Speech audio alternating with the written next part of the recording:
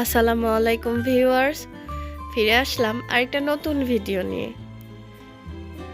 কয়েকদিন থেকেই খুব ঠান্ডা সর্দি জ্বর লাগছে,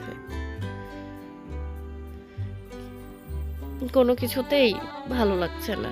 সেজন্য মেয়ের বাবা অফিস থেকে আসার সময় এই বাতাবি লেবুটা নিয়ে আসছে। এটাকে আমরা আমাদের এলাকার ভাষায় বাতাবি লেবু বলি, আপনারা কি বলেন?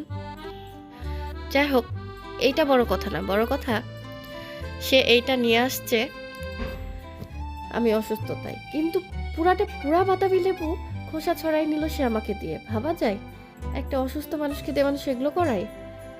তারপরে অবশ্য মরিচ ডলতে তাকেই লাগাইছি আমি,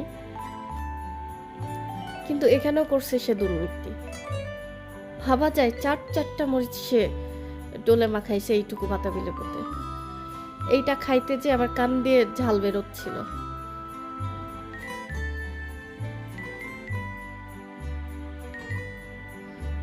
তিনি আর কিছু পারুক না পারুক, ভর্তা বানানো আর এই টক ফলগুলা মাখামাখিতে ভালো এক্সপার্ট।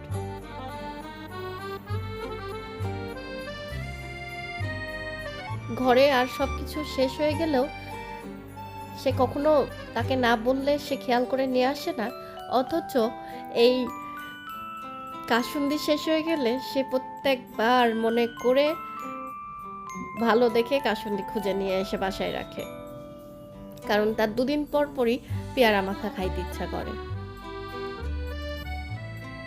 আমি আবার টক খাইতে পারি না, কেন যেন টক একটুও খেতে পারি না। আর সে আবার টক খাইতে পছন্দ করে, প্রচন্ড পছন্দ করে। আমাদের এই মাখামাখি শেষ হয়ে গেছে, এখন খাবার পালা। আপনারা সবাই ভালো থাকবেন, সুস্থ থাকবেন। আল্লাহ হাফেজ।